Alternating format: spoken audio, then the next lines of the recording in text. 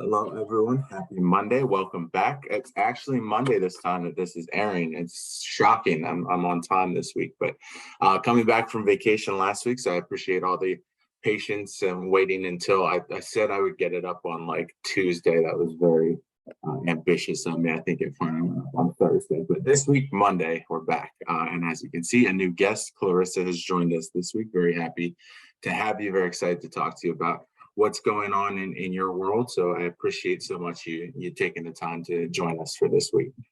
Of course.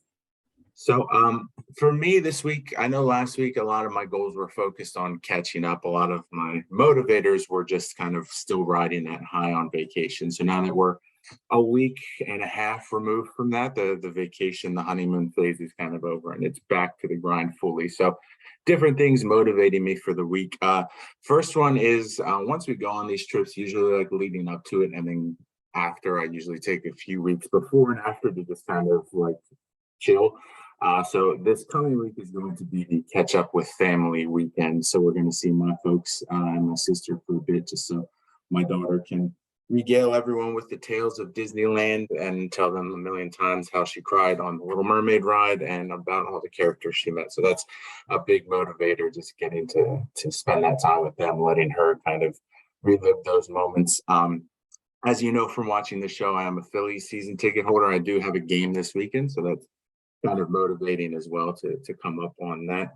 And then the final thing I've mentioned before, the books aspect and trying to read a book a week. And so over the flights to and from Los Angeles from Baltimore, I got to knock out a few books. I'm caught up a little bit on my goal of one book a week, so I'm still making progress on that. So that's the other thing motivating me, is like that hour before I go to sleep is just reading a few chapters, pages, etc., and knocking out more of that. So in terms of goals for the week itself, with this being a full week back at work, the main focus is going to be on the interview side of things, getting that back in action. And then beyond that, getting back into my routine of posting on LinkedIn. I try to do like 3 posts a week. It's been spotty the last couple of weeks because of the vacation and me not wanting to like cram too much within too short of time. So getting back into the flow would be the overall goal for the week on LinkedIn. And then a win from the week before, even though it was a short week, 3 days, Wednesday through Friday, I was able to get 4 offers out. So that was still a productive week. So it was nice to come back from vacation and get 4 offers out right off the bat and kind of lessen the load on the plate here. So that's what's going on for me this week. Clarissa, what's going on in your world for the week? What kind of roles do you recruit for? So it'll vary. It's usually kind of depending on the plants and needs. So it's anything from like shift supervisors, plant managers, up to any type of office positions, our customer service, our warehouses, and everything in between. So last week it's kind of a very bag between a couple shift supervisors and then some of our clerical roles. That's great. So 3 things motivating me for the week. The first one is definitely my team. We just brought on 2 new members. One is fairly new this quarter, and definitely bring them in because I was kind of a one-woman show for a while, and we're trying to build our team. And it's just really inspiring to have people come in, with that new energy and new ideas, and to really do a good job. And it's always good for me to see them coming in. I'm not often motivated, by personal growth. It's hard for me to do things for myself. And so it's always good for me to see kind of them and what they want. And so that's always very motivating for me. And definitely just kind of the life that I want to have. And so when I move throughout the week and I move throughout, why am I doing this? I always have very long-term goals about, well, I want to do this because I want this kind of growth in my own self. And I want to be able to get to here. And I'm not going to be able to do that if I don't put in the work at this stage. So that's also something that I'm always thinking about. And then definitely just trusting the process of interviews and submissions and getting roles in and kind of the cycles of things that, as long as you're putting in the work and doing things consistently, that things will be finalized and come at that point. So definitely those are my 3 things for the week. And then 2 goals for the week. I'm trying to get better organized. I actually just moved to this apartment. I just moved to Savannah.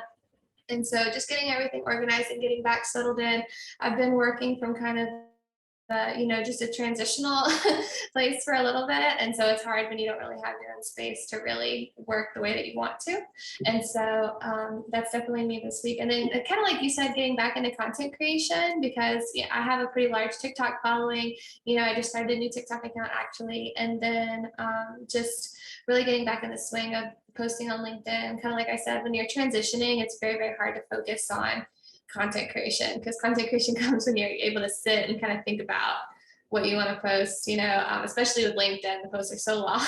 It's hard to get into, what you want to say. So definitely getting back in content creation is going to be big for me.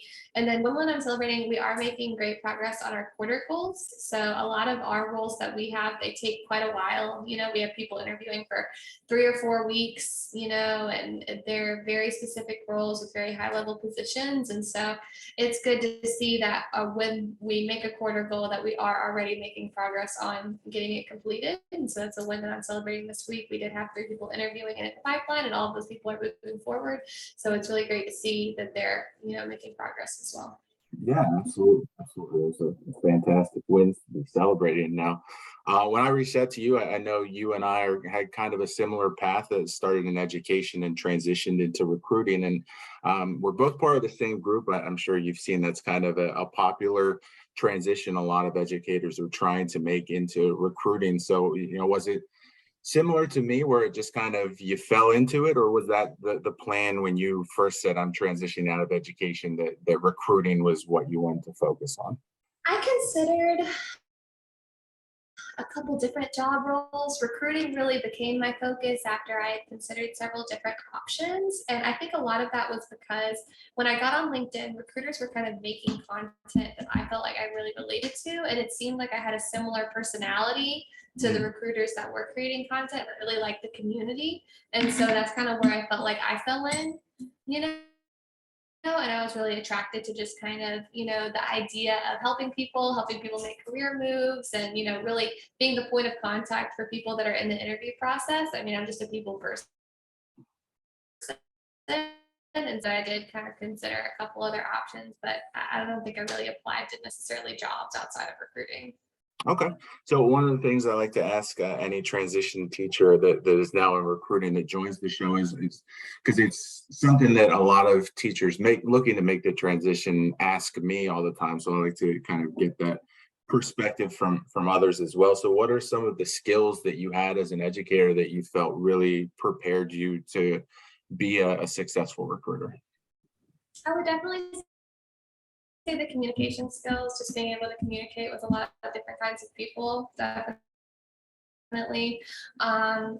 It taught me to be very assertive. I think is the best way to say that. Just really direct and say, like, this is what I need from you. I need this to happen, and moving forward, and just kind of the way to communicate that in a way that gets your point across without being rude. Just professional communication, I think, is a lot of that kind of development. And then also just a way to really build a community and really build and bring people together. I think it's a lot of what we do as educators. So I definitely say those are some transferable skills. Okay. And then last question is kind of the other boilerplate one I like to throw out to our transitioned educators. What advice would you give to the other teachers that are still trying to make that transition, not necessarily into recruiting overall, but just into a new field in general? What was some advice that you got when you were in your transition that you feel helped? My main message to teachers always in my content, anything that I tell them whenever they're talking to me, is there's no short path to a tech job role. There's just not. It's going to take a couple months. It could take up to 3 months, or even I've heard people take 6 months you have to learn the new skill first. You have to pre-train yourself. You have to do that first. And then you can start applying and talking with people and networking. Networking's huge. And then you can really start interviewing and things like that. You have to trust the process. You have to keep putting in work. You have to keep networking. You can't do it for a month and take your teacher resume and just start applying places one week and someone's going to take you, because, unlike kind of the environment that you've been in previously where you were in college or maybe you were in education, companies need someone that's going to be an asset to them. They don't really owe you a chance. You know what I mean? And I know that that's harsh, but it's the truth. They need to know that you're going to help them grow. I'm sorry, my dog is Oh, just trying to come up and sit with me. This is guess always welcome. but just you have to trust the process. You have to put in the work. I probably put in about 20 hours a week when I was trying to transition as a teacher. I put in those hours training myself. I put in those hours reaching out. I didn't even want, because I wanted the interview process to see kind of what an interview for a recruiter was going to be like. Even though I knew I wasn't going to relocate to wherever the job role was, I wanted to see what questions they were going to ask. And then when I got into my real interviews, I was more prepared. So you have to put in the work. It's not just going to happen because you're sending out 100 applications with just the resume that you used to get your last teaching job. It's hard. And a lot of people really appreciate that honesty, because there's so many career coaches out there on LinkedIn right now. Everyone's a career coach. Okay. And they want to tell you, oh, if you pay me $600, I can get you a 6-figure tech job role next week. Right. And we're recruiters. We know that that's not going to happen. Mm-hmm. It's just not. You can't just take a course and the next week you've got $600,000. It's just not going to happen. And ultimately you're going to end up without that money and no job. So there's just no short path. You have to put in the work. And I literally had someone message me this week that was like, thank you so much for telling me that. I just got a job last week. I've been working on it for 3 to 4 months. I'm starting my remote job in tech. Thank you for being honest about what this process is, because so many of my friends dropped out and now they have to start school back this week. Right. Stuff like that. I mean, you have to put in the time, because it's not easy. And there's so many people on LinkedIn that tell you, oh, it's easy. I did it in 2 months. I can teach you how to too, if you sign up for my whatever, but it's not, so. I mean, that's the message with my content. Really. Yeah, absolutely. Absolutely. No quick fixes, unfortunately. That would be nice. That's the dream, but not the reality. Clarissa, thank you so much for jumping on here with me. I appreciate you taking the time on a Friday to record this and to talk about your path, your journey. Make sure that you're connecting with Clarissa. It looks like your banner has all your information for the Snapchat too. So make sure you're following along on all social media platforms as well. TikTok and Instagram I have on my. Okay, gotcha. All right. Dated technology. So that's it from us this week. We will talk to you next Monday. Have a great rest of your week and maximize that Monday.